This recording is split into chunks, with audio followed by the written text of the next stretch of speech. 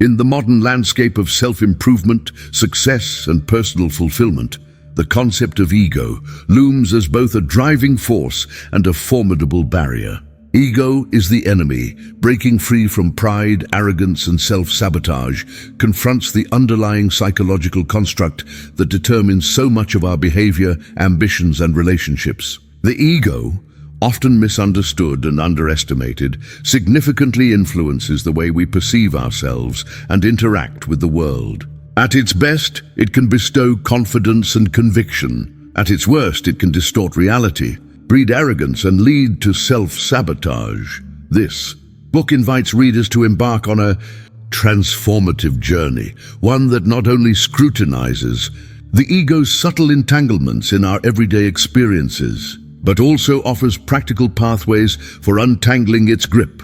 Each chapter is meticulously crafted to explore profound themes, from unraveling the intricate definition of ego to exposing the illusion of superiority, the dangers of pride, and the pitfall of entitlement. It examines how arrogance often masquerades as achievement, and how humility emerges as an unassuming, invincible strength. The book investigates the insidious effects comparison has on growth and advocates, for the wisdom found in listening rather than speaking, the consequences of a dominant ego ripple through every aspect of human existence, professional and personal relationships, aspirations, and even our sense of purpose. Pride incites overvaluation, entitlement sows expectations, and arrogance isolates individuals, breeding resistance to constructive feedback and growth. These are not abstract concepts reserved for the philosophical. They are daily realities with far-reaching effects on happiness and fulfillment. By tracing the ego's influence from its roots to its outward manifestations, this book equips readers with the insight and strategies necessary to challenge its supremacy. Central to this book's thesis is the belief that freedom from the ego's tyranny is not only possible, but essential to living a life of meaning and resilience. The cultivation of humility, the rejection of unnecessary comparison, and the embrace of active listening pave the way toward authentic connections and genuine self-worth. The journey described herein is not an easy one. It demands self-awareness, vulnerability, and a willingness to confront uncomfortable truths. Readers will find the chapters interconnected, yet individually potent, each offering conceptual clarity, illustrative anecdotes, and actionable guidance. The goal is not to annihilate the ego, but to moderate its influence, channeling it toward a sense of purpose rather than self-importance, growth rather than stagnation. By the conclusion of this book, readers will be empowered to break free from the cycles of pride, arrogance, and self-sabotage that have long hindered their potential, ushering in a new era of inner peace, productive achievement, and authentic self-discovery. Before we dive in, make sure to subscribe and hit that like button to support the channel. And don't forget to turn on the notification bell so you never miss an audiobook that could change your life. Now let's begin. Enjoy. Chapter 1. What is ego? In exploring the multifaceted phenomenon of the ego, it is both prudent and necessary to begin with an accurate and comprehensive definition. Ego, in the philosophical and psychological traditions, is generally understood as the part of the self that constructs identity, mediates perception, and asserts personal value. However, it is much more than a mere intermediary. It is an ever-present force that shapes how we interpret our surroundings, relate to others, and conceive of ourselves at the most fundamental level.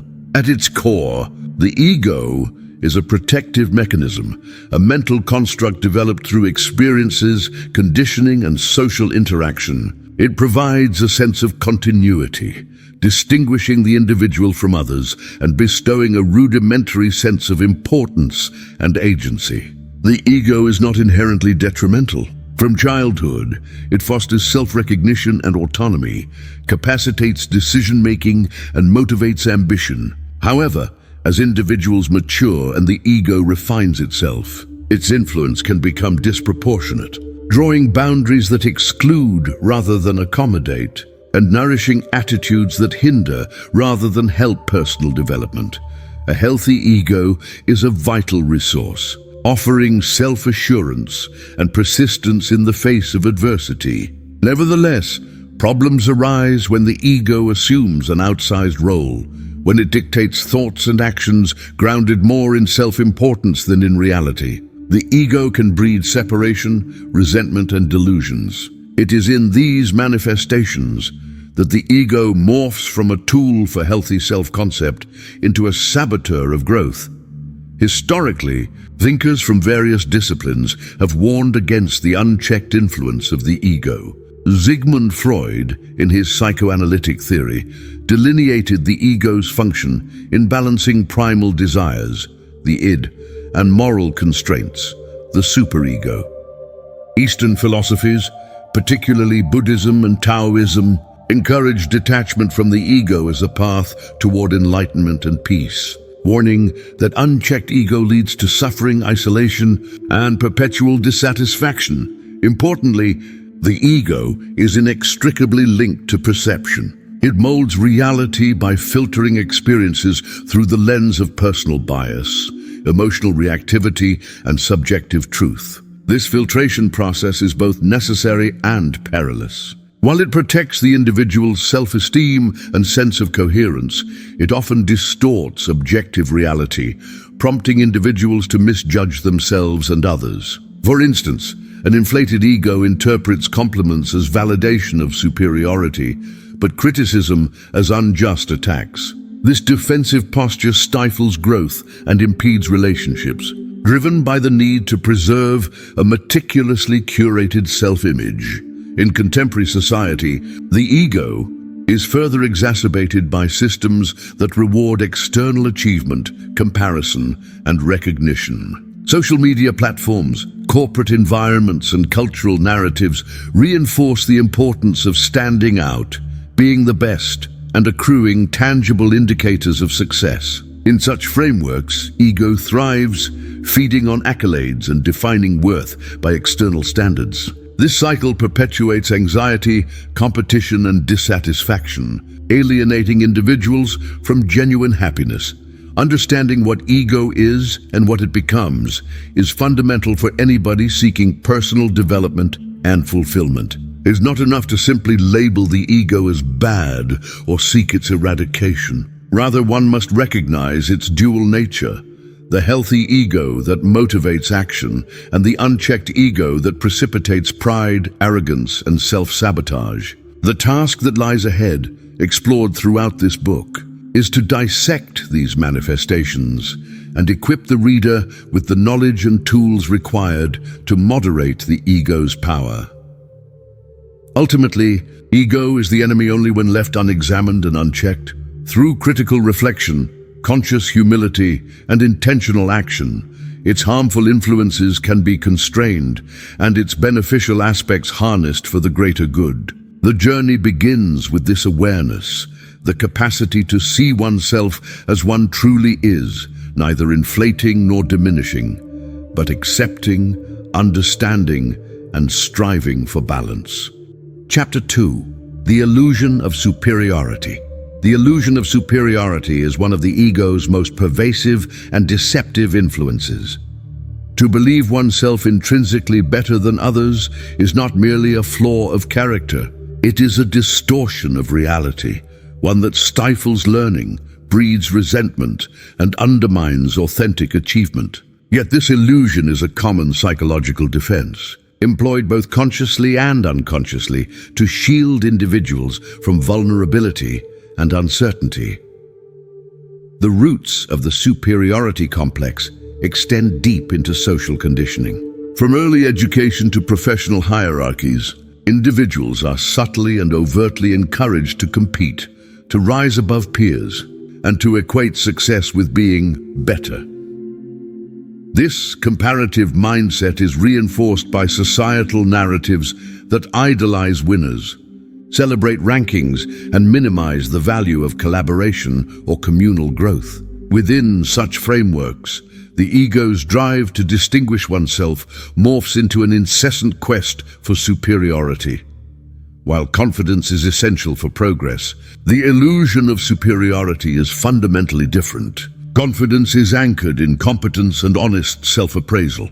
Superiority, as constructed by the ego, is built upon fragile foundations: external validation, selective memory, and habitual comparison. Those ensnared by this illusion become dependent on status, recognition, and the perceived failures of others to sustain their self-worth.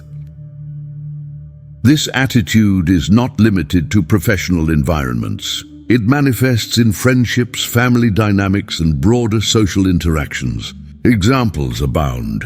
The colleague who dismisses alternate ideas without genuine consideration, the friend who subtly boasts about achievements, or the family member who seeks validation through constant correction of others. In each case, the underlying psychological need is for reassurance and distinction. Psychological research confirms the dangers of superiority complexes. Studies indicate that those who perceive themselves as superior are less likely to accept feedback, more prone to overestimating their abilities, and less able to foster productive relationships. These traits lead to isolation, a paradoxical outcome given the ego's craving for acknowledgement and admiration.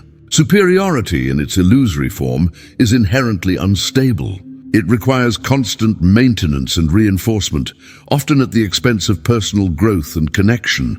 Moreover, the illusion of superiority is self-limiting. When individuals occupy the mindset of already arrived, they become resistant to learning and improvement. Mistakes are hidden or rationalized, rather than embraced as opportunities for growth. The pursuit of perfection supplants humility and curiosity, narrowing the possibilities for innovative thought and collaboration. Another insidious consequence is the tendency to dehumanize others, seeing them as mere benchmarks or obstacles to personal achievement.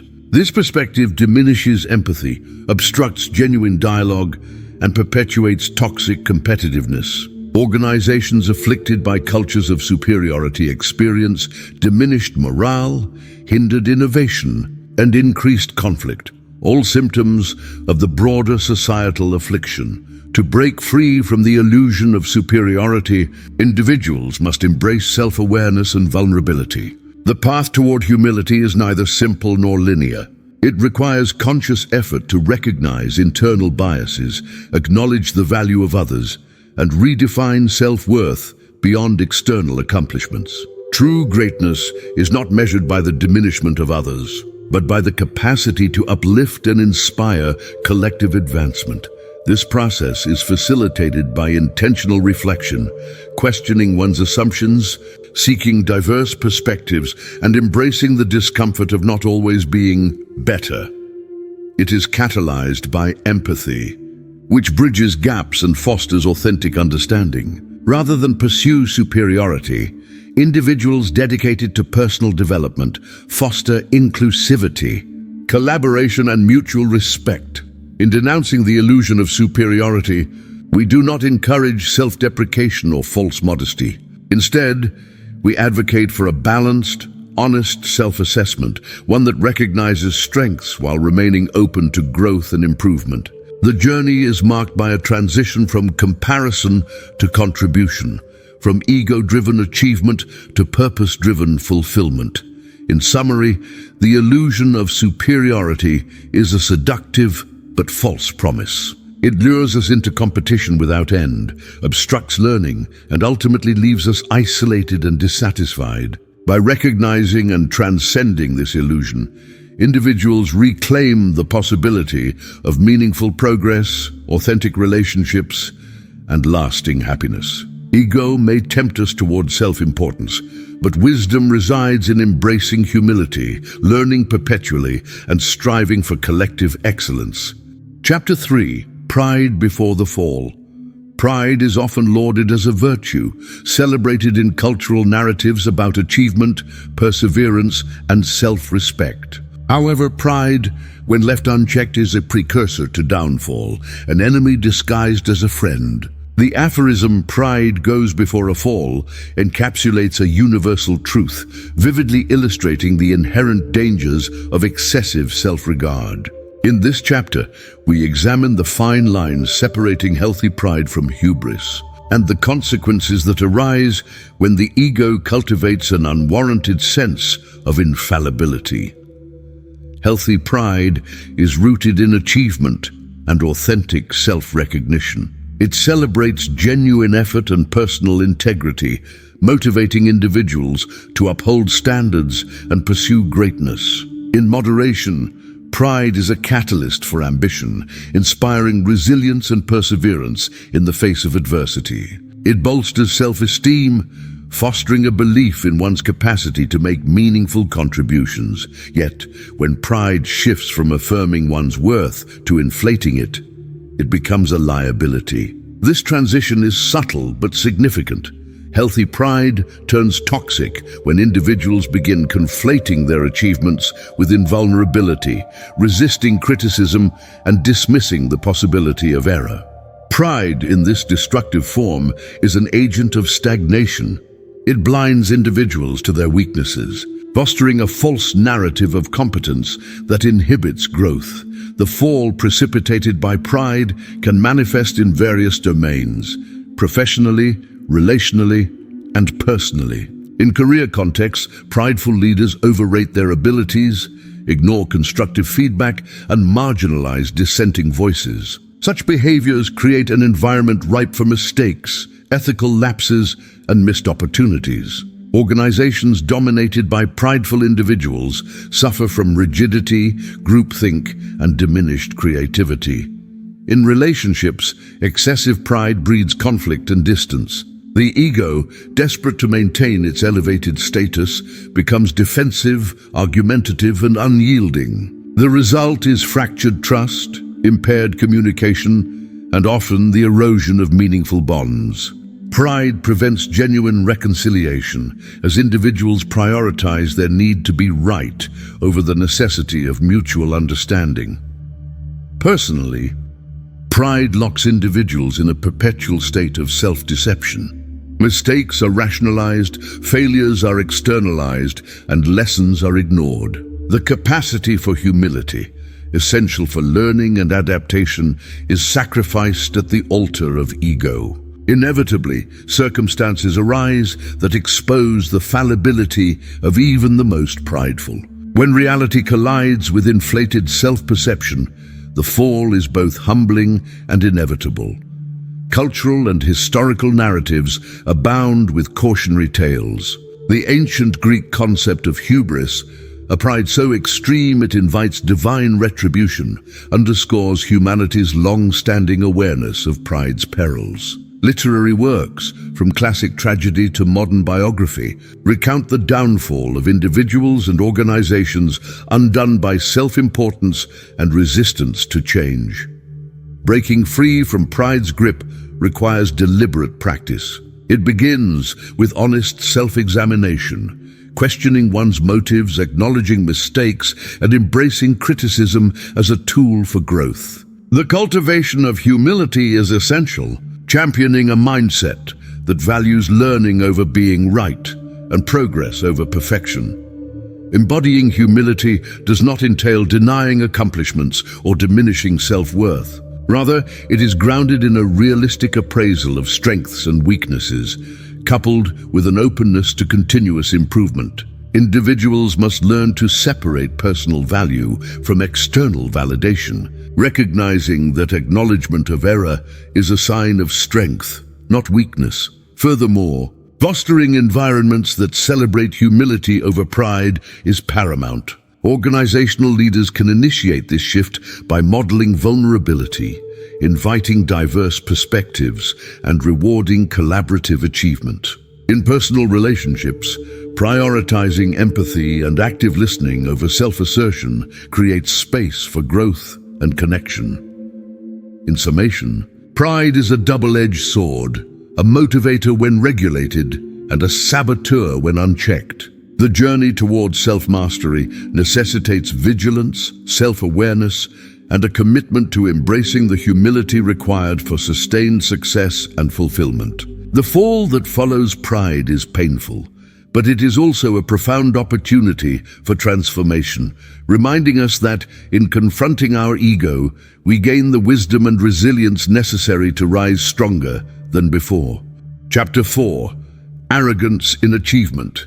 Achievement is often regarded as the ultimate validation of personal worth. Through hard work and perseverance, individuals strive to distinguish themselves, accumulating credentials, accolades, and recognition. However, the ego, left unchecked, tends to transform achievement into arrogance, creating a toxic cycle where accomplishments serve not as milestones of growth, but as evidence of superiority over others.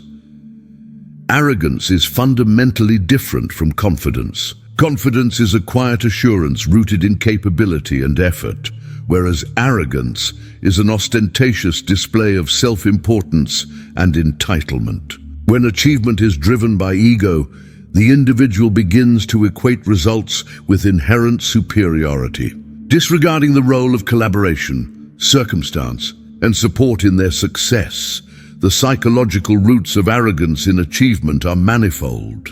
From an early age, individuals are celebrated for outcomes, grades, trophies, promotions. Rarely is the process, the obstacles overcome, the help received, the mistakes made, recognized. The ego internalizes this narrative, learning to seek external validation and to defend the image of being accomplished at all costs. In professional environments, arrogance manifests in various forms: dismissive attitudes toward colleagues, reluctance to delegate or collaborate, and resistance to feedback.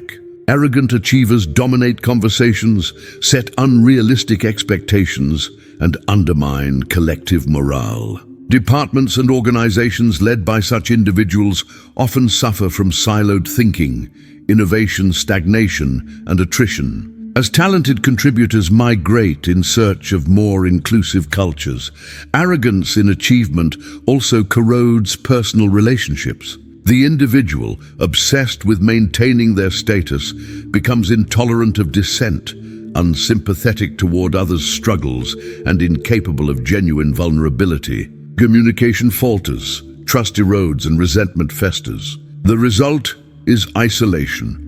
A bitter irony, given that achievement is frequently pursued for the sake of connection and acceptance.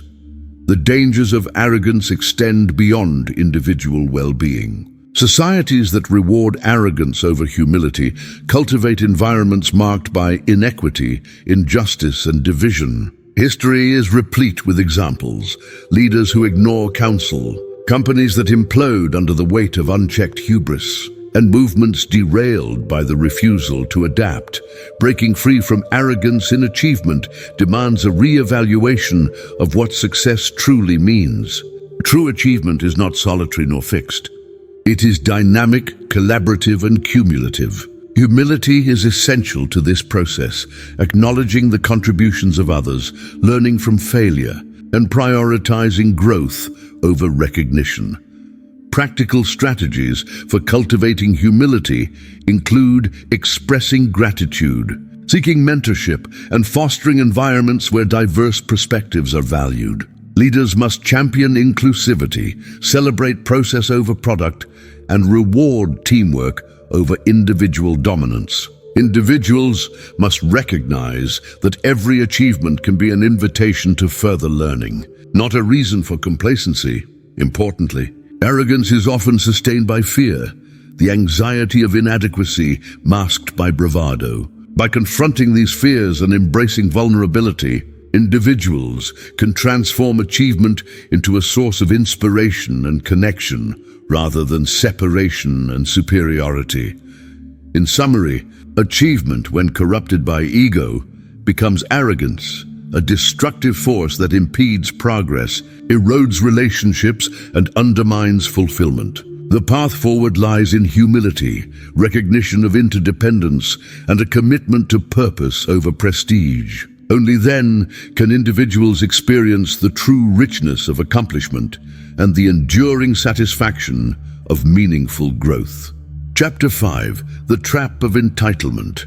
Entitlement is an insidious manifestation of the ego, predicated on the belief that one inherently deserves privilege, success, or recognition without necessarily earning them. This mindset undermines growth, damages relationships, and obstructs the pursuit of genuine fulfillment.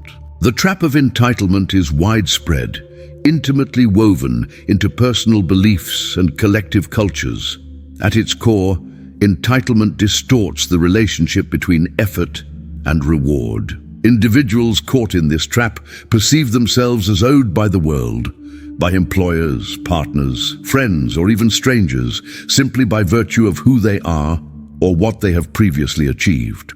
They expect favorable treatment, privileges, and exceptions, often with little regard for reciprocity or merit.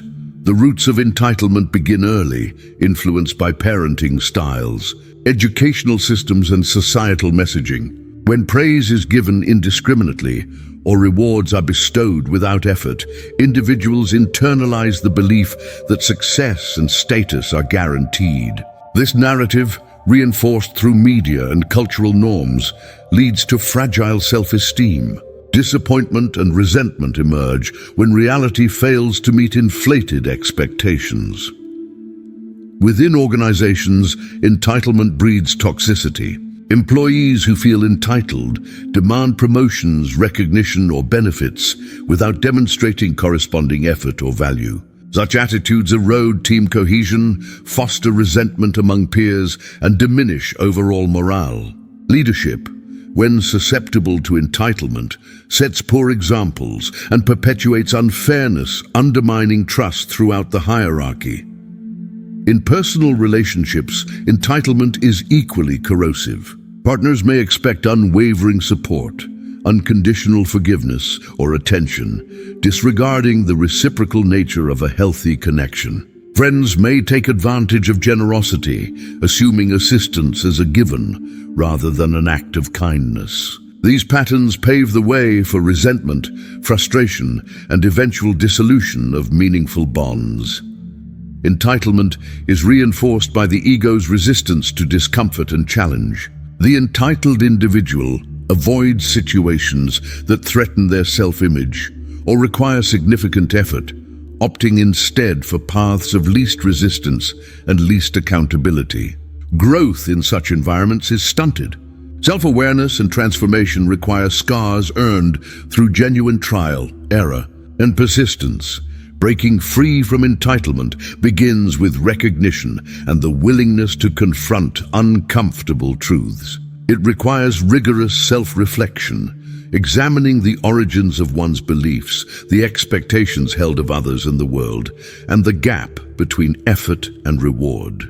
Individuals must embrace gratitude, recognizing that every privilege and achievement is the outcome of not only personal effort, but also luck, circumstance, and collective support. Organizations can counter entitlement by fostering transparent, merit-based systems, rewarding effort, innovation, and collaboration rather than merely tenure or status. Leaders must model humility, display appreciation for contributions, and provide honest feedback, challenging entitlement while nurturing potential.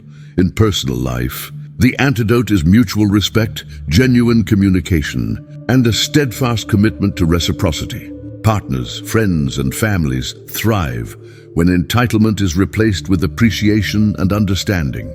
Relationships deepen, resilience increases, and fulfillment becomes possible when individuals recognize that nothing is truly owed, that every positive outcome is an opportunity for further gratitude and effort.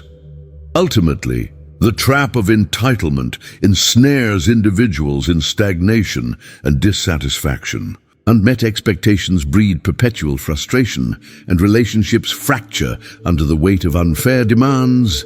The path forward demands humility, gratitude, and unwavering commitment to self-awareness and personal responsibility. By confronting entitlement, actively choosing appreciation over expectation, individuals reclaim agency, foster connection, and unlock authentic happiness. Ego may whisper the promise of reward without effort, but wisdom recognizes that meaning is found in the journey, not the guarantee, in the contribution, not the entitlement. Chapter 6. Humility as Strength. Humility is often misconstrued as passivity or weakness, a voluntary retreat from the limelight, a diminishing of one's own worth. In truth, humility is the quiet fortress of strength, a foundation upon which self-mastery, learning, and authentic leadership are built. The discipline of humility is not the denial of personal merit, but the recognition of one's place within a wider context. A mature acceptance that our knowledge, abilities, and achievements are but one thread in humanity's vast tapestry. At its core, humility is the conscious choice to subdue the ego, opening ourselves to growth, collaboration, and the wisdom of others. The humble individual, far from being diminished, becomes expansive, able to absorb, adapt, and rise above adversity. This self-awareness is the crucible in which greatness is forged, enabling us to strive with confidence while remaining receptive to correction and new perspectives. Consider the wisdom of Socrates, who professed, "I know that I know nothing." Far from ignorance, such humility reflects the deepest understanding, a recognition of the limits of personal knowledge. Such awareness fosters curiosity and resilience. Humble leaders admit when they do not have all the answers. They listen, inquire, and delegate, harnessing the collective strength of their teams. Humility also acts as a bulwark against the corrosive effects of pride. Pride compels us to defend our opinions at all costs, to resist change, and to claim credit above others. Humility, however, redirects energy toward improvement. It tempers the impulse to judge or belittle, fostering empathy and nurturing professional and personal relationships. In practical terms, cultivating humility requires daily intention. It involves questioning our motives. Do we act for genuine progress or for recognition? Do we seek to add value or to validate our own egos? Humility is practiced in acknowledging mistakes, apologizing genuinely, and taking responsibility rather than assigning blame. It is exhibited in sharing credit, encouraging others, and celebrating their successes as wholeheartedly as our own. Though humility may seem contrary to self-promotion, it is essential for authentic influence. Humble individuals earn trust effortlessly, inviting collaboration and fostering psychological safety. Their openness signals respect for others' contributions, enabling innovation and sustaining loyalty. Indeed, many legendary leaders, from Abraham Lincoln to Nelson Mandela, were celebrated not only for their achievements, but for their deep humility. Humility also unlocks the gateway to learning. A humble mind recognizes that knowledge is never static. Every encounter, success, or failure holds a lesson. This receptiveness accelerates growth, enabling us to adapt gracefully amidst change and challenge. Those who cultivate humility do not fear correction. Instead, they welcome feedback as nourishment for improvement. Conversely, the absence of humility breeds stagnation. When ego supersedes humility, we become resistant to constructive criticism, jeopardize relationships, and shut ourselves off from crucial learning opportunities. The results are evident: professional decline, personal dissatisfaction, and a gradual isolation from the support systems vital to our success. A practical exercise in humility begins with mindfulness. Each day, assess interactions and decisions. Ask, did I prioritize learning over being right? Did I acknowledge others' contributions? Am I willing to let go of defensiveness? Journaling these reflections can reveal patterns of the ego's interference and guide intentional change. Another vital practice is empathy. Invest time in understanding the perspectives, stories, and struggles of others. Challenge yourself to listen without preparing a response, validating the emotions and experiences that differ from your own. When empathy becomes a cornerstone of your approach, humility flows naturally, enabling deep connection and mutual respect. Moreover, celebrate humility in others. Acknowledge and emulate the generous spirits and open minds around you. Encourage a culture where humility is valued, not as submission, but as strength. When humility is elevated, organizations, families, and communities thrive, becoming resilient to conflicts, adaptive to change, and nurturing of excellence. Finally, remember that humility is a journey, not a destination. Perfection is neither possible nor required. What matters is the ongoing commitment to self-awareness and growth. Let humility be the compass guiding your choices, the armor shielding you from ego's temptations, and the torch illuminating your path toward a life of lasting fulfillment. In summation, humility is the quiet force behind every authentic achievement, every enduring relationship, and every moment of profound transformation. It is more than a virtue. It is a strategy for living, learning, and leading with impact.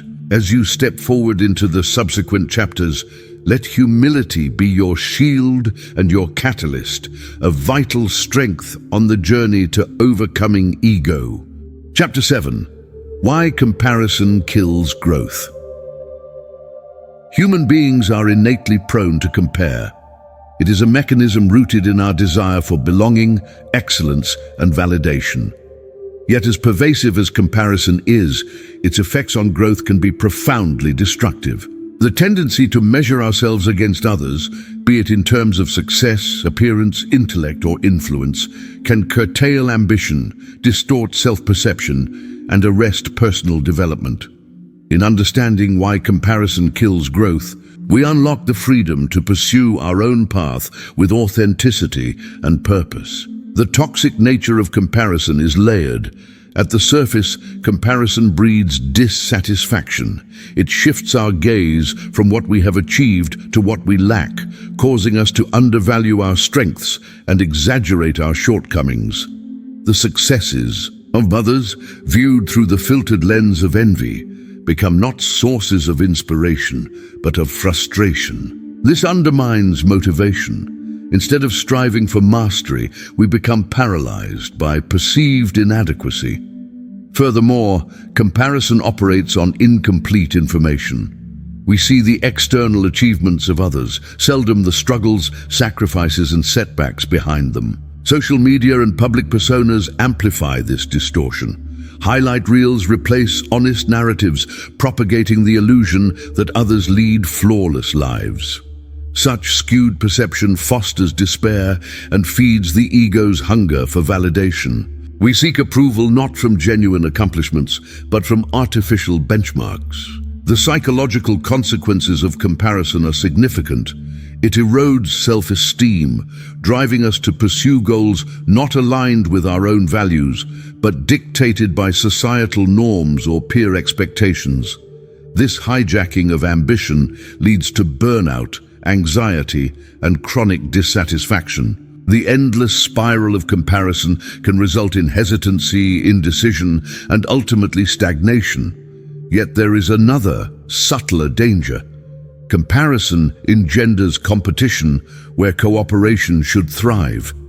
In professional environments, it transforms colleagues into rivals. In personal relationships, it breeds resentment and insecurity. This undermines the collective potential and stymies innovation as individuals guard their progress rather than sharing wisdom or collaborating for mutual benefit. The antidote to comparison is self-reflection and purposeful alignment. Recognize that growth is an individual journey, unique in its pace, direction, and milestones. Instead of measuring accomplishments against others, focus on personal benchmarks, improvement, learning, and integrity. Celebrate your progress, however incremental, and appreciate the distinct trajectory you follow. Practical strategies for overcoming comparison begin with gratitude. Regularly acknowledge what you have, the opportunities, strengths, and relationships that enrich your life. Journaling achievements and moments of joy can cultivate a mindset centered on abundance rather than lack. When gratitude becomes habitual, the impulse to compare dissipates, replaced by contentment and optimism. Another vital approach is to shift from judgment to inspiration.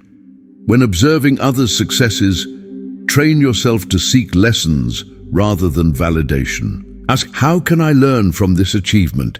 This reframing transforms envy into growth, enabling you to draw strength from the accomplishments of those around you and foster a culture of mutual encouragement. It is equally important to establish boundaries for exposure. Limit engagement with environments, physical or digital, that incite unhealthy comparison. Curate social media and professional networks to nurture positive, supportive exchanges. Surround yourself with individuals who celebrate authentic growth and urge you onward, not those who perpetuate rivalry or insecurity. Organizations, too, must be vigilant in curbing destructive comparison.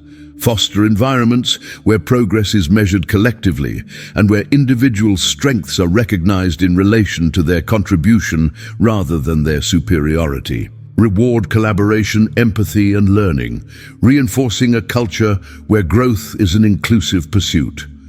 Parents and educators hold a special responsibility. Instill in children and students the value of personal progress and curiosity. Teach them to appreciate diversity in talents and journeys, reframing setbacks not as failures, but as integral to learning. When comparison is supplanted by self-acceptance and encouragement, resilience flourishes. Ultimately, the discipline of overcoming comparison lies in accepting imperfection and embracing uniqueness.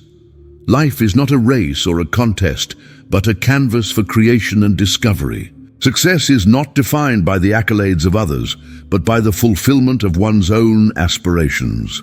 In conclusion, comparison is the thief of joy and the enemy of growth. Its seductive grip saps our energy, distorts reality, and undermines progress. By shifting the focus from others to ourselves, from judgment to inspiration, we free our minds to learn, achieve, and connect on our own terms. Let each step forward be a celebration of your journey, a testament to growth unhindered by the shadows of comparison. Chapter 8. Listening more, speaking less. In a world saturated with noise, where discourse is rapid, incessant, and often superficial, the art of listening has become an endangered virtue. Ego, ever hungry for attention and validation, urges us to speak, assert, and dominate conversations. Yet wisdom flourishes not in the act of speaking, but in the discipline of listening. The power to listen deeply, to understand beyond words, to empathize with intention, is a force that transforms relationships, accelerates learning, and fortifies personal and professional growth. Listening is not the mere cessation of speech. It is an active, mindful process that demands humility, patience, and self-control.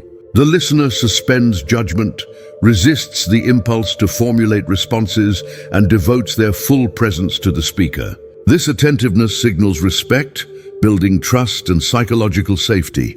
When we listen generously, we open channels for genuine connection and transformative insight. The ego resists listening because it wishes to preserve its own narrative. It craves recognition, fearing that silence equates to insignificance.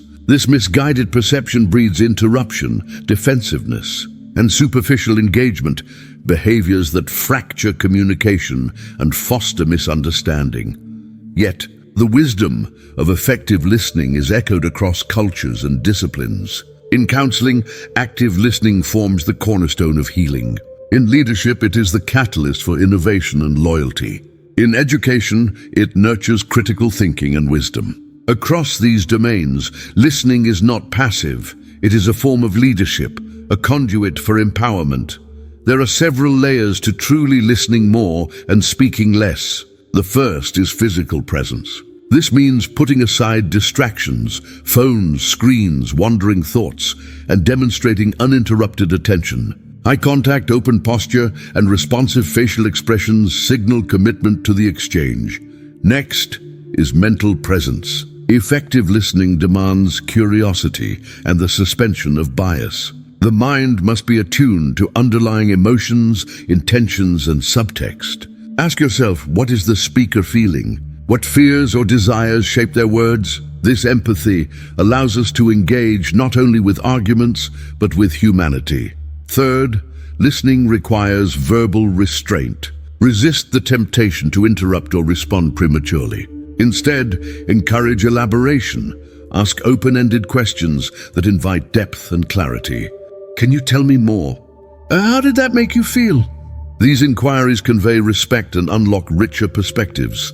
Listening is particularly vital in navigating conflict. Ego-driven communication escalates discord. Individuals speak past each other, seeking to affirm their own position rather than solve issues collaboratively. By listening, we promote understanding, de-escalate tension, and discover common ground. The solution to many disputes lies not in winning the argument, but in appreciation of another's experience. In organizational contexts, leaders who listen cultivate loyalty, innovation, and resilience. Their openness to feedback signals that every voice matters. Employees, feeling valued, are more likely to share insights, propose solutions, and invest emotionally in shared objectives. This democratizes growth, accelerating progress beyond what any one individual could achieve alone.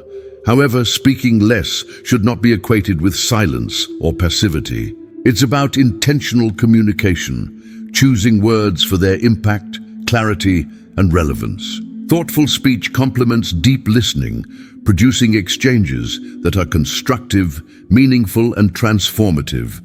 The benefits of listening more and speaking less are multifaceted.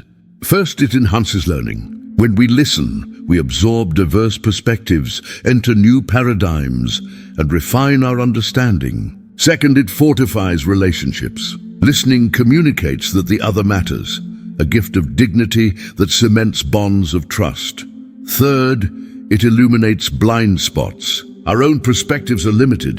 The world is wide and multifaceted. Deep listening reveals patterns we otherwise miss, allowing us to adapt, learn, and grow beyond the boundaries of ego.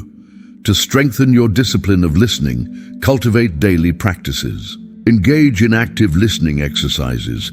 Select a partner, set a timer, and allow them to speak for several minutes without interruption, responding only with questions or supportive validation. Reflect afterward on insights gained and how your own urge to respond played out. In professional settings, schedule regular feedback sessions where listening is the prime objective. Practice mirroring, paraphrasing what was heard to confirm understanding before offering your perspectives. This builds trust and ensures mutual comprehension. For those struggling with ego-driven speech, mindfulness meditation can help. Pay attention to the internal chatter, the urge to speak, the discomfort of silence. Pause, breathe, and let thoughts settle before responding. Ultimately, to listen more and speak less is to honor the complexity of others and ourselves. It requires the courage to put ego aside, to accept that greater wisdom may lie beyond our own words. In doing so, we contribute not only to the transformation of others, but of ourselves, becoming wiser, more compassionate, and more effective in all spheres of life. Let this discipline guide you through the challenges and triumphs ahead. When you listen for understanding, not validation, you open doors to possibility, dissolve barriers to connection, and unlock the full potential of human experience. Chapter 9. The Danger of Self-Importance.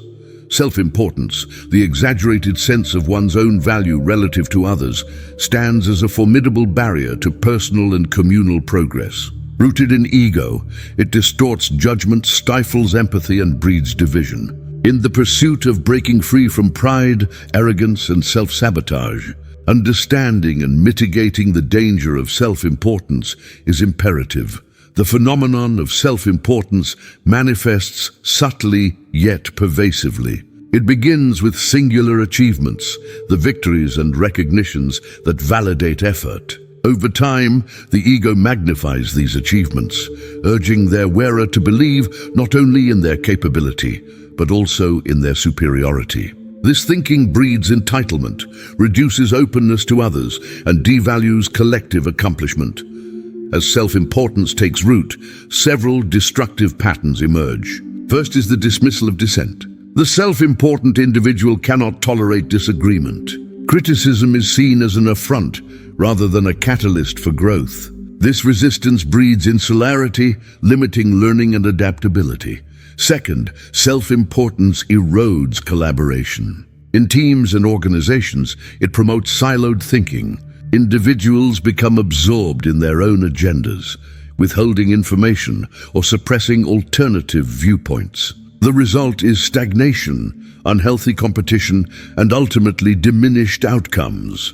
Third, self-importance breeds isolation. The relentless pursuit of validation leads to superficial relationships, connections built not on mutual respect, but on admiration or utility. Trust erodes as others sense the imbalance, resulting in withdrawal or disengagement. At a societal level, self-importance contributes to polarization, inequity, and conflict. Entire communities fracture when voices are ranked by perceived worth rather than dignity. Progress is stymied as shared objectives are sacrificed to individual ambitions, yet the consequences of self-importance reverberate inward as well. The weight of constant self-validation is exhausting. Individuals become preoccupied with image and reputation, defensive against perceived threats and prone to rumination. Well-being suffers. Satisfaction wanes even as external successes accumulate. The antidote to self-importance is the cultivation of perspective and humility. Recognize that every achievement is situated within a vast web of support, serendipity, and collective effort. Reflect on the fact that wisdom and strength are distributed, not concentrated, in any one individual. This acknowledgement tempers ego and fosters a culture of mutual respect. Practices to diminish self-importance include intentional gratitude regularly, acknowledging the contributions and kindness of others. Share credit generously, elevating teammates and collaborators in both public and private spheres. Engage in self-reflective exercises. Journal moments where ego intrudes, distorting perception or interaction. Ask, what drove my need for recognition here? How did it affect my choices? Use these insights to shape intentional change. Adopt the discipline of service. Devote time and energy to endeavors that prioritize collective well-being over personal advancement. Volunteerism, mentorship, or collaborative projects shift focus from self to community, eroding self-importance through meaningful engagement. Seek feedback proactively. Invite dissent and challenge. Celebrate those courageous enough to confront or contradict your views. Using their perspectives to refine and expand your own understanding, organizations must counteract self-importance by reinforcing shared values, encouraging teamwork, and integrating systems of recognition that balance individual merit with collective achievement. Encourage leaders to model humility, transparency, and inclusiveness, setting a tone where every voice matters. In personal relationships, dismantle hierarchies of worth. Cultivate curiosity about others, their dreams, fears, and challenges. Recognize that love and connection are rooted in reciprocity, not competition. The journey away from self-importance is lifelong. Ego is persistent. Its siren song will re-emerge with each new achievement, each validation of skill or intellect. Yet vigilance and intentionality carve pathways to self-mastery. In conclusion, self-importance is not merely a social fault, but a profound obstacle to growth, connection, and fulfillment. It narrows possibilities, breeds discontent, and sabotages progress at every level. By cultivating humility, perspective, and service, we break free from its grip, reclaiming the capacity to learn, lead, and live with purpose. Let the lessons of humility guide you onward, resisting the lure of ego's illusions. In the rejection of self-importance lies the rebirth of wisdom, authenticity, and collective triumph. Chapter 10. Failure as a teacher, not an enemy. Failure. It is a word weighed down by centuries of negative connotation. In popular imagination, failure signifies the end of a journey, a moment of weakness, evidence of inadequacy. Yet beneath the surface of every failure lies a seed of opportunity, a lesson obscured by the noise of shame and self-reproach, mostly propagated by our own egos. The ego, by its very nature, recoils from failure. It whispers doubts and insecurities, transforming a momentary setback into a monumental defeat. But in truth, failure is not the enemy. It's the greatest teacher, offering clarity where triumph often blinds us. The difference between those who succeed in the long term and those who falter is not the avoidance of failure, but the willingness to learn from it. Throughout history, remarkable individuals have encountered failure, publicly, spectacularly, and sometimes devastatingly. Yet what distinguishes them is their response. Instead of allowing their egos to rationalize mistakes or blame others, they face their shortcomings head-on. Thomas Edison, when confronted with repeated failures in his quest to invent the light bulb, famously remarked, "I have not failed. I've just found 10,000 ways that won't work." Such resilience is not innate. It is forged through the conscious rejection of ego-driven defensiveness. In the modern world, the stakes associated with failure can seem overwhelming. Careers, reputations, and self-esteem can be built or shattered by a single misstep. Social media, with its relentless highlight reels, exacerbates the fear of failure, encouraging the curation of perfect lives and the avoidance of vulnerability. If ego is allowed to reign, it warps our relationship with setbacks, turning every stumble into a wound to be concealed rather than a lesson to be embraced. Learning from failure demands humility, a willingness to confront uncomfortable truths about ourselves, our actions, and our limitations. It requires us to sideline ego, to dissociate our worth from our outcomes, and to develop a growth mindset. Those who accomplish the most in life are not those who avoid mistakes, but those who adapt, iterate, and persevere. Armed with the insights failure provides, consider the athlete who loses a championship game, the entrepreneur whose startup collapses, or the artist whose work is publicly rejected. In each scenario, ego beckons with seductive rationalizations. The system is rigged. They just don't understand my vision. I wasn't given a fair chance. Yielding to these narratives may provide temporary solace, but it ultimately forgoes growth. Only when ego is set aside can one accept responsibility, honestly appraise missteps, and extract the lessons embedded in disappointment.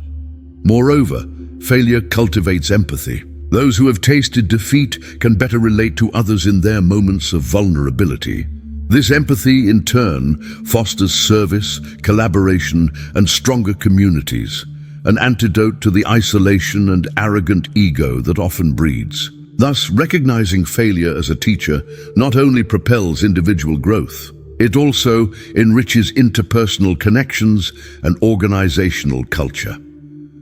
Mastery over ego begins with redefining failure in the mind's eye. We must see it as a natural and essential component of progress, a mirror reflecting our authentic selves rather than our curated personas. When liberated from the constraints of ego, failure becomes a clarion call to adapt, learn, and improve. Each setback faced with humility draws us closer to wisdom, resilience, and ultimately success. In summary, to break free from the illusions of ego, one must embrace failure as a teacher and not an enemy. This mindset marks the inception of any transformative journey, laying the foundation for authentic growth. In the chapters to follow, let us carry forth this wisdom, using setbacks not as justifications for self-sabotage, but as catalysts for enduring change. Chapter 11, Serving Others, Not the Self.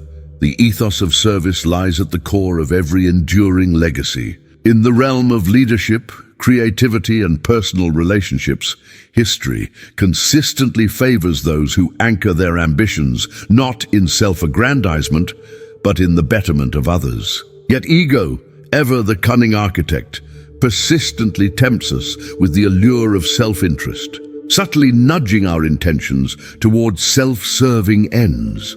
To understand the transformative power of service, one must first recognize the limitations of ego-driven pursuits. When actions are motivated solely by personal gain, be it recognition, wealth, or status, the resulting achievements are inherently fragile. Such successes are built on shifting sands. They are subject to the whims of public opinion, fleeting trends, and relentless comparisons. The ego demands constant validation, rendering the individual perpetually dissatisfied, always reaching for the next external marker of worth. Contrast this with the quiet strength of those who serve. Service is rooted in humility, empathy, and a sense of interconnectedness with the broader tapestry of humanity. It transforms even the most mundane tasks into acts of significance, as each gesture of kindness, support, or mentorship contributes to a reality greater than oneself. The satisfaction derived from service is profound and enduring, unshaken by criticism or indifference, for it emerges from the alignment with a cause larger than the ego. Throughout history, the luminaries who have shaped civilizations, both known and unsung, have done so through a spirit of service. Mahatma Gandhi, for instance, devoted his life not to personal glory, but to the uplifting of his people. His humility and self-sacrifice became the cornerstone of a movement that transcended borders, inspiring generations to look beyond themselves. Likewise, Mother Teresa's commitment to the marginalized of society stands not as a testament to individual ambition, but as a beacon of selfless service. Serving others necessitates a conscious departure from the ego's gravitational pull. It asks that we place the needs, aspirations, and well-being of others above our desire for praise or reward. This is not an abdication of self-care or ambition. Rather, it is a reconfiguration of priorities. By seeking opportunities to elevate others, we paradoxically amplify our own sense of purpose and fulfillment. In a professional context, leaders who prioritize service usher in organizations defined by trust, collaboration, and resilience. Employees are more engaged, innovation flourishes, and the culture becomes one of mutual support rather than competition. The greatest companies, non-profits, and movements are those whose leaders serve their teams, customers, and communities above themselves. Such service is neither naive nor self-effacing. It is the strategic recognition that collective success is unsustainable without genuine mutual care. On the personal front, relationships anchored in service stand resilient against the storms of misunderstanding, resentment, and disappointment. Friends, partners, and family members who support each other selflessly build bonds of trust that weather adversity. The act of giving, without expectation of receipt, becomes both a balm and a bulwark against the loneliness that is, too often, the offspring of unchecked ego. Cultivating a life of service requires intentional practice.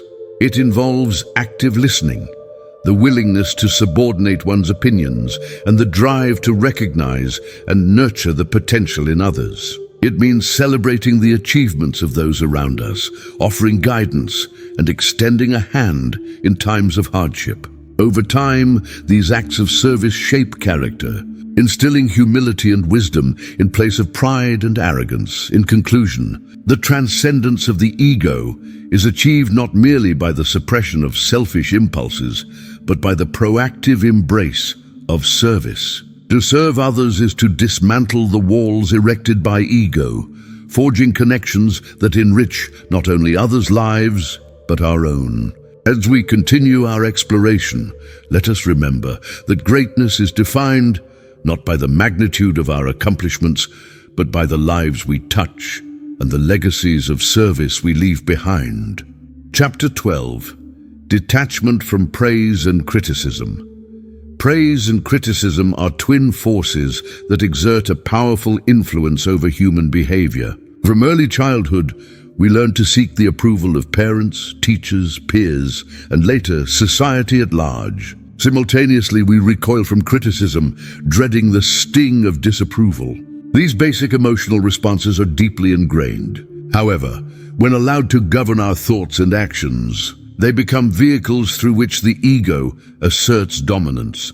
To detach from praise and criticism is not to become indifferent or hardened, but rather to cultivate equanimity, a calm acceptance that transcends the shifting tides of external validation or condemnation. The ego thrives on comparisons, constantly gauging personal worth based on the feedback of others. When lauded, it swells with pride. When rebuked, it shrinks in humiliation or reacts in defensiveness. Both responses represent a relinquishing of control, wherein inner peace becomes contingent upon the unpredictable judgments of the external world. Detachment requires an internal shift, a recognition that neither praise nor criticism defines our true value.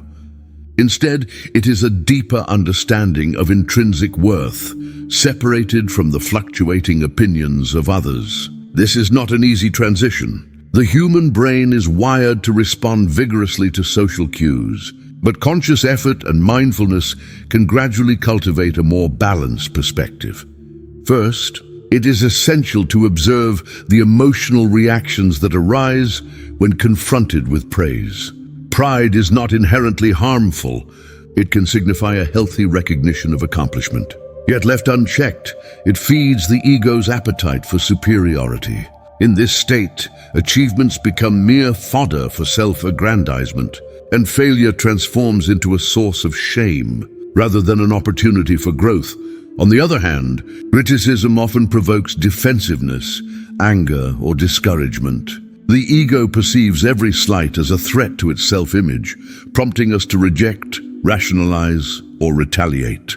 However, criticism can be a powerful catalyst for growth if approached with humility. By welcoming constructive feedback and extracting value even from harsh appraisals, we reclaim power from the ego and turn adversity into opportunity.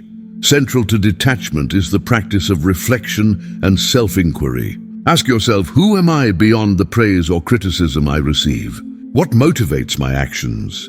An internal sense of integrity or the desire for external validation?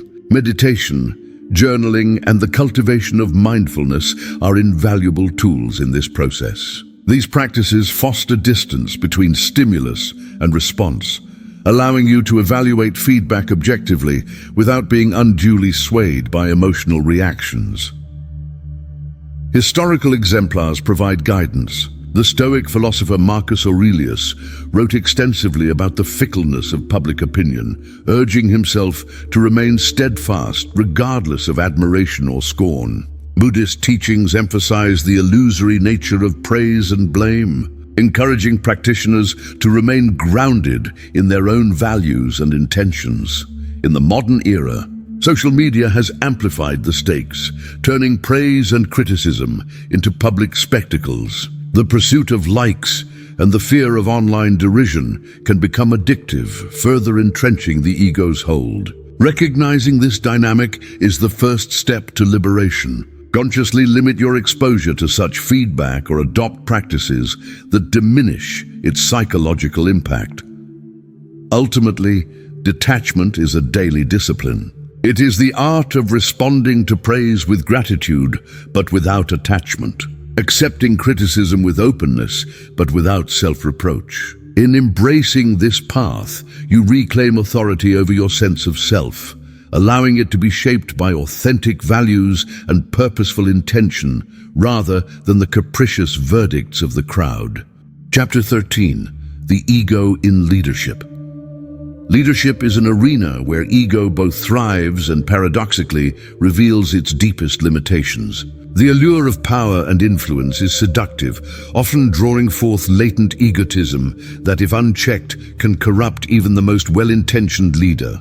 Conversely, the highest forms of leadership, those that inspire loyalty, achieve lasting results, and foster collective well-being, are often characterized by humility, restraint, and the subordination of personal ambition to greater collective objectives. Ego in leadership manifests in several ways. It may be seen in the leader who seeks affirmation through authority, equates dissent with disloyalty, or surrounds themselves with sycophants who reinforce their worldviews. This ego-driven leadership style is fundamentally insecure, motivated by fear of losing status rather than a vision for the common good. The consequences are predictably dire: poor decision-making, organizational toxicity, and a stifling of innovation as contrarian voices are silenced.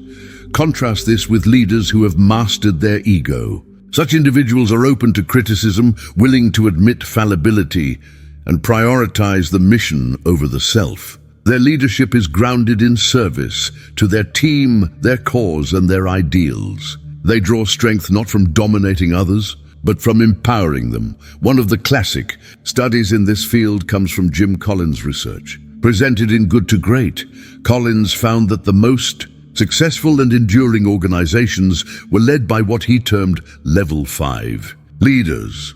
Individuals distinguished by a paradoxical blend of personal humility and fierce professional will. These leaders channeled their ambitions into the larger enterprise, suppressing the urge for personal recognition or glory. The dangers of ego-driven leadership are illustrated throughout history. The fall of empires, the collapse of companies, and the undoing of social movements can often be traced to those in power who allowed ego to run rampant. Consider the downfall of Napoleon, a leader of extraordinary talent whose insatiable hunger for glory ultimately led to ruin. Or the demise of corporations, led by charismatic but hubristic CEOs who prioritize their own egos over sustainable, ethical practices. The cultivation of humility in leadership does not imply weakness or passivity. Rather, it is a sign of inner strength, a willingness to place truth above ego, to listen as much as speak, and to acknowledge error as a springboard for improvement. Humble leaders foster cultures of trust and candor, empowering associates to innovate and voice concerns without fear of reprisal. Developing ego-free leadership begins with self-awareness. Leaders must regularly examine their motivations and recognize the subtle ways the ego asserts control. They should seek honest feedback, not just from allies, but from dissenters and frontline contributors. Constructive self-critique should be encouraged at every level, and institutional systems should be established to check the excesses of any single individual. A disciplined focus on the mission, rather than personal advancement, also acts as a bulwark against ego. When leaders align themselves deeply with a cause, decisions are evaluated based on their impact on the collective, not on the leader's image. Servant leadership, an ancient but increasingly embraced philosophy, emphasizes this principle, urging leaders to serve those they lead rather than requiring their service. Finally, humility must be paired with accountability. Owning mistakes, sharing credit, and being transparent with both successes and failures fosters environments where trust and collaboration flourish. By exemplifying this model, leaders inspire emulation, creating cultures dominated not by ego, but by shared purpose and mutual respect. The journey to ego-free leadership is ongoing, demanding continual self-examination and an unwavering commitment to growth. The rewards, however, are profound. Organizations characterized by resilience, adaptability, and a sense of shared meaning that not only achieve results, but also endure through adversity. Chapter 14: Learning from History's Humble Greats. History is replete with individuals who, despite, or perhaps because of, their prodigious achievements, exemplified profound humility. Contrary to the impression that greatness and ego are inextricably linked, these figures demonstrate that lasting influence is often the result of self-effacement, discipline, and a deep-seated sense of purpose beyond personal aggrandizement. Consider Abraham Lincoln, whose presidency steered the United States through civil war and emancipation. Despite his immense power, Lincoln was known for self-deprecating wit, an open mind, and readiness to admit misjudgments. He frequently solicited opinions from a team of rivals, surrounding himself with those willing to disagree and challenge him. It was this humility, inextricably linked with discernment and resolve, that enabled Lincoln to lead with wisdom, steering the nation through its gravest crisis. Another striking example is Mahatma Gandhi. Though revered as the father of Indian independence, Gandhi's life was marked by simplicity, self-discipline, and an aversion to personal glorification. He wore humble garments, embraced non-violence, and was relentless in acknowledging his own imperfections. Gandhi's ego was not dissolved, but rather sublimated, channeled into a struggle for social justice that transcended self-interest. His legacy endures not simply for his achievements, but for the spirit in which he pursued them. In science, Marie Curie stands as a testament to humility amid greatness. Twice a Nobel laureate, Curie remained unpretentious, devoted to research for its own sake and often eschewing recognition. Her integrity and commitment to discovery set an example that continues to inspire generations of scientists. These historical figures did not suppress ambition or forsake achievement. Rather, their successes were undergirded by an attitude of service, reflection, and wonder. They understood that true greatness is less about self-promotion and more about the impact of one's work on the world. As a result, they welcomed collaboration, acknowledged the contributions of others, and never imagined themselves immune to error. How does one cultivate such humility in practice? History reveals several common threads. First is a relentless focus on learning. Humble greats view themselves as perpetual students, unafraid to admit what they do not know and eager to learn from anyone, regardless of rank or status. This openness not only fosters wisdom, but also encourages those around them to contribute ideas freely. Second, they maintain a clear sense of purpose. By anchoring themselves to causes and principles larger than their own ambitions, the ego becomes subordinate to mission. When the challenges are immense and the stakes high, self-concern recedes in the face of responsibility. Third, they practice self-examination. Many kept journals or engaged in contemplative practices, scrutinizing their actions and motives to guard against pride's encroachment. This self-awareness acts as an internal compass, correcting course when ego threatens to distort judgment. Finally, historical exemplars were quick to share credit and slow to assign blame. They understood that progress is seldom the result of one person's labor alone, and they fostered cultures of appreciation and shared ownership. To learn from history's humble greats is to recognize that the truest form of greatness lies not in accumulating accolades or exerting dominion, but in shaping the world by serving it with integrity, compassion, and unwavering humility. Their lives challenge us to reimagine the relationship between ego and achievement, inspiring us to pursue not just success, but significance. Chapter 15. How ego blocks true creativity. Creativity is often celebrated as an expression of individual genius, but in reality, it flourishes best when the ego is held in check. The creative act is fundamentally an openness, a willingness to explore, experiment, and risk failure. Ego, by contrast, is rigid, defensive, and preoccupied with outcomes and recognition. When ego dominates, it confines the mind, muffling authentic inspiration and inhibiting the very qualities necessary for innovation. The ego's presence in creative endeavors is frequently subtle.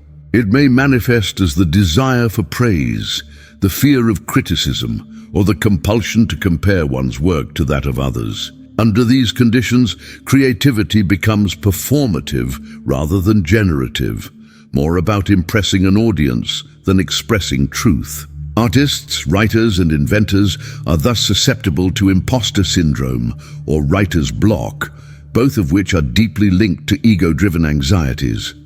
Moreover, egoic investment in creative identity can lead to stagnation. Those who see themselves as creative geniuses may resist feedback, avoid collaboration, or refuse to experiment with unfamiliar techniques for fear of diluting their reputation. This reliance on established formulas or previous successes ultimately limits growth. The world's most innovative figures, Leonardo da Vinci, Maya Angelou, Steve Jobs, consistently challenged their own assumptions and remained open to learning, criticism, and adaptation. Paradoxically, the most transformative creative breakthroughs often emerge in moments of egoless flow, where the boundary between self and activity dissolves. Psychologist Mihaly Csikszentmihalyi describes flow as a state in which the ego recedes and full absorption in a task allows for deep creativity.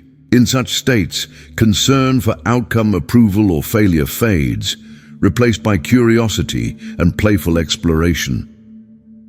To foster true creativity, it is essential to cultivate practices that diminish the ego's grip.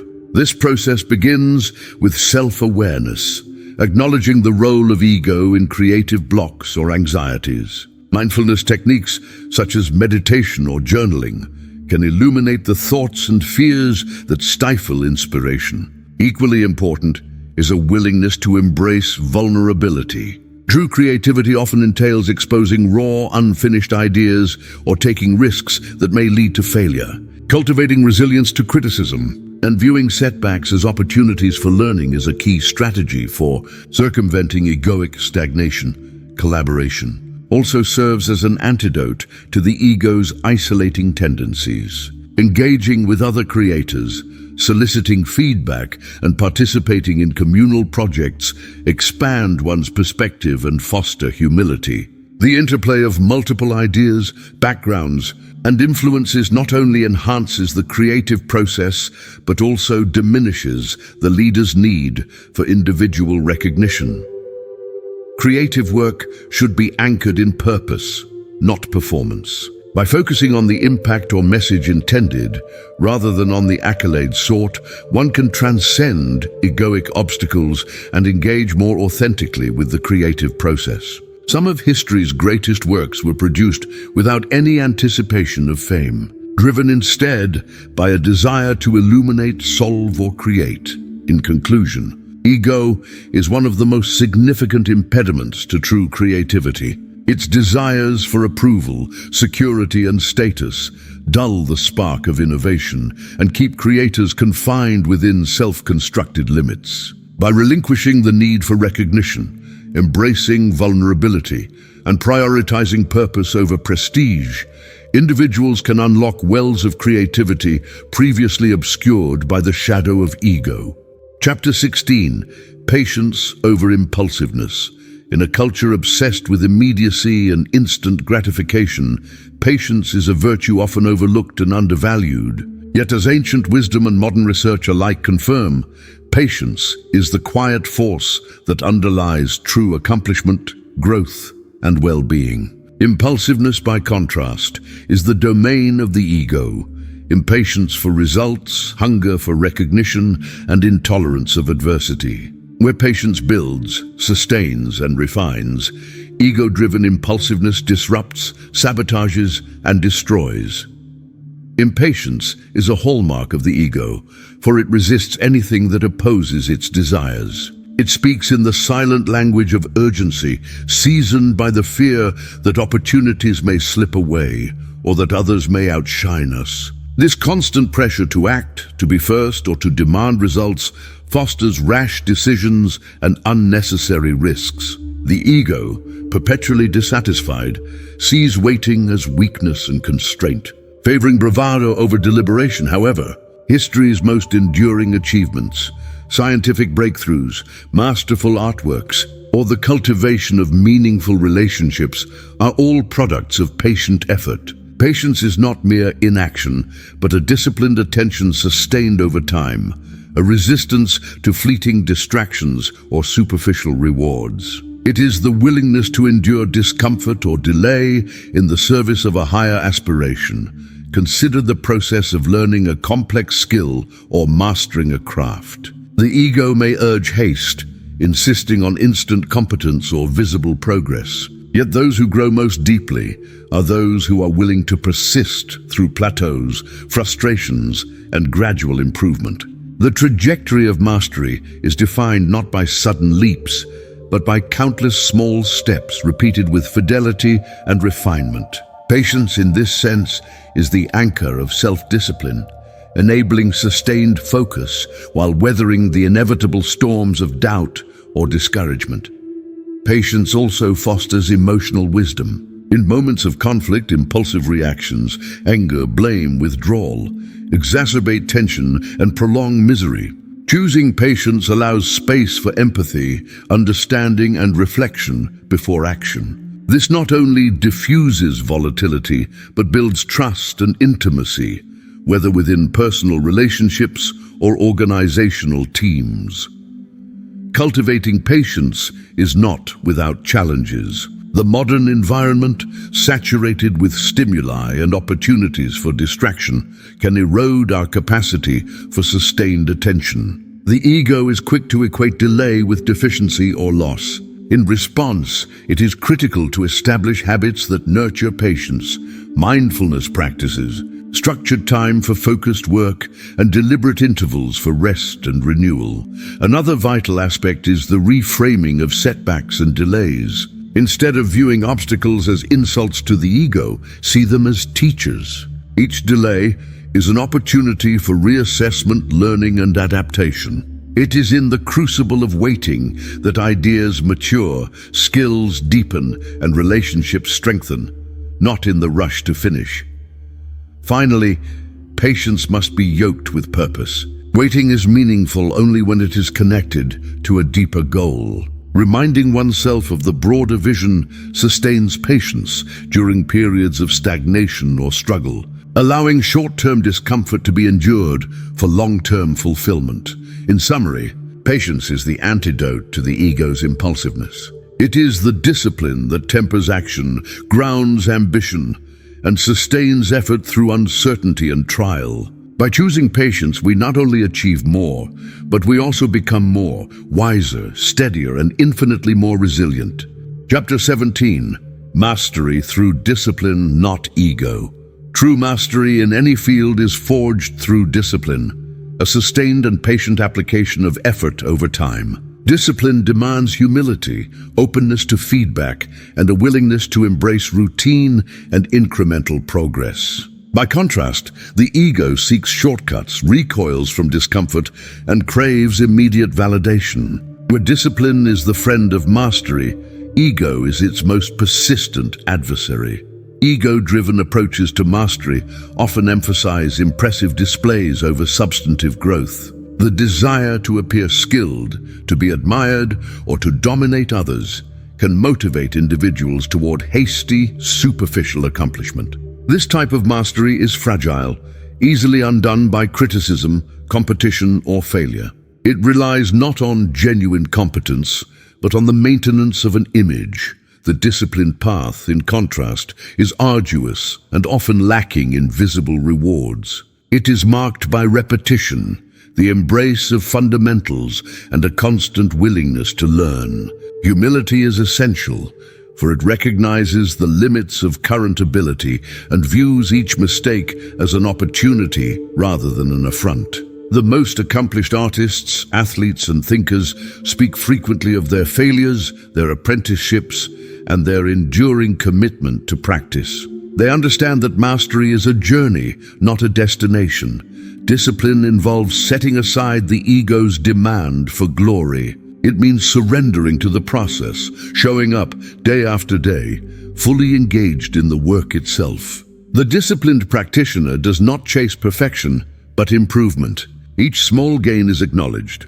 Each setback is met with reflection and renewed effort. Feedback is another vital element. While the ego resists critique, discipline welcomes it as a compass for growth. Whether from mentors, peers, or through self-review, honest feedback accelerates learning and prevents stagnation. An environment that encourages candid feedback without fear of judgment supports the disciplined pursuit of excellence.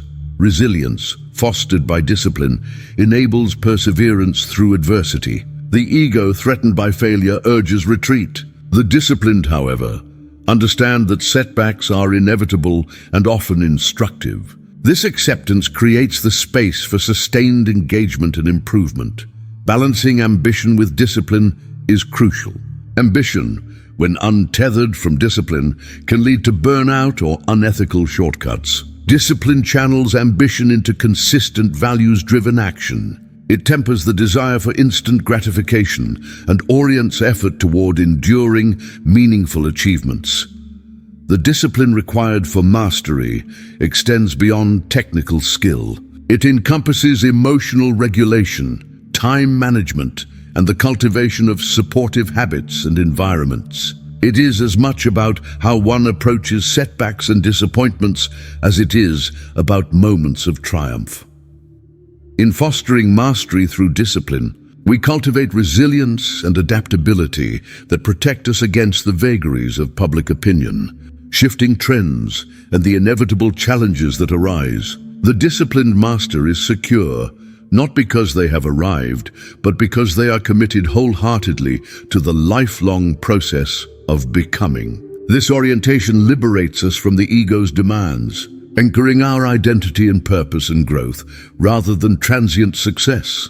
In sum, mastery through discipline requires humility, perseverance, and a long view, qualities in direct opposition to the ego's demands for quick and visible success. By embodying these virtues, we gain not just skill, but wisdom, character, and lasting fulfillment.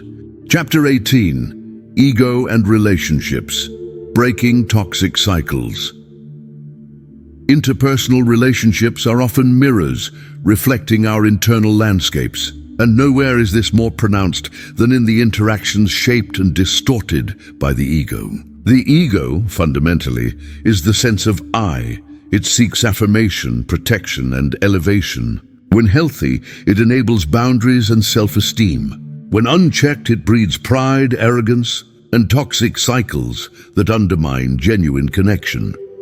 Ego manifests in relationships in various forms: the need to be right, the craving for validation, the reluctance to admit fault, and the persistent urge to control. Often these attributes are subtle, masked as confidence or assertiveness. However, their long-term impact erodes the fabric of trust, mutual respect, and empathy, which are the cornerstones of any healthy relationship. Breaking toxic cycles requires a multi-layered approach. First, awareness must be cultivated.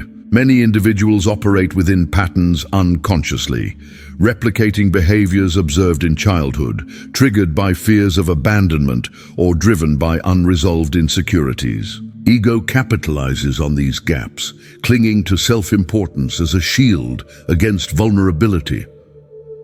Identification is the second step. Toxic cycles are seldom apparent until they create tangible discord, repeated arguments, emotional withdrawal, or escalating power struggles. Reflection upon these patterns is crucial. Journaling, therapeutic dialogue, or open conversation with trusted individuals can foster insight into the underlying ego-driven motives. Once awareness and identification have taken root, intentional action is necessary. Vulnerability is the antidote to many egoic toxins. When individuals express uncertainty, regret, or the need for support, they dismantle the walls erected by pride and arrogance. This honesty often invites similar openness from others, creating space for authentic interaction. Effective communication becomes central in breaking these cycles. Listening with empathy, speaking without defensiveness, and validating another's experience are practices that diminish the ego's dominance.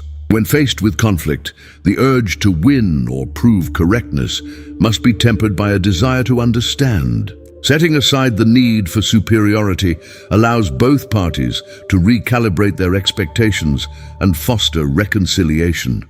Forgiveness and humility are further remedies. Neither negates the pain or harm within toxic dynamics, but they dismantle the ego's grip on resentment and blame. Humility does not mean abnegation of self-worth. Rather, it is a recognition that one's perspectives and experiences are not absolute. It creates the capacity to repair connections and move forward together. Lastly, boundaries play a crucial role. While the ego may push against them, either imposing overly rigid walls or erasing them. Healthy boundaries are essential for mutual respect. They delineate personal needs and limitations, ensuring that relationships do not become arenas for unchecked egoic expansion. In summary, breaking toxic cycles necessitates a persistent and compassionate commitment to self-examination and mutual growth. The journey is seldom linear. Setbacks and regressions are inevitable. However, each effort to curtail the ego's control within relationships carves out space for depth, honesty, and enduring trust. This chapter serves as a foundation for recognizing and subduing the ego's influence, equipping readers with tools for healthier, more authentic connections. Chapter 19, Living with Purpose Beyond the Self. Purpose is a guiding principle that gives life coherence and direction. In contemporary culture, purpose is frequently conceptualized as the pursuit of individual goals, achievement, and recognition. Yet living with purpose beyond the self means transcending the narrow confines of ego-driven ambition and embracing a broader vision where contribution and connection take precedence. The ego thrives on personal accomplishment and external validation, constantly comparing and measuring itself against others. When the sense of purpose is tied exclusively to self-enhancement, individuals may experience fleeting satisfaction, but often miss deeper fulfillment. A life anchored in something greater dissolves the isolating walls of ego and opens pathways to meaning that endure beyond personal success. To live with purpose beyond the self, one must reconsider the source and scope of one's aspirations. Soul-searching questions arise. Does my work serve others or only myself? Are my goals inclusive of the well-being of those around me, or do they isolate me from collective pursuits? Engaging earnestly with these questions marks the initial step toward expanding personal purpose into shared purpose. Service is a pivotal element. Throughout history, individuals who dedicate themselves to causes larger than their immediate context, be it supporting a community, mentoring others, alleviating suffering, or championing justice, often report heightened satisfaction and lasting impact. Service redirects attention from self-interest to collective upliftment, breaking the isolation that the ego fosters.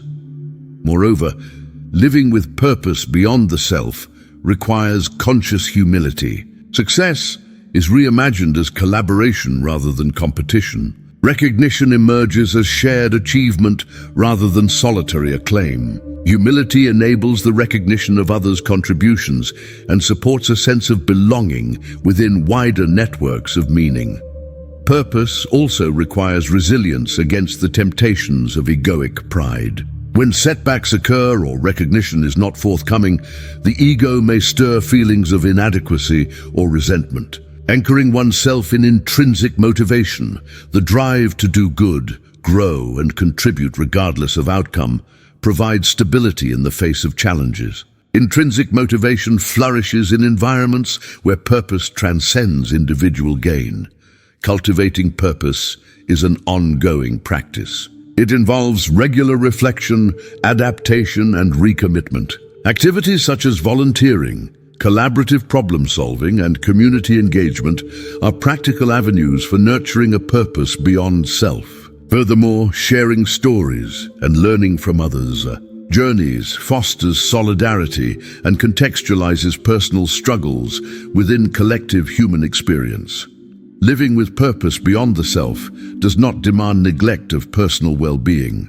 Rather, it integrates self-care within a wider tapestry, ensuring that the individual remains capable of contributing meaningfully.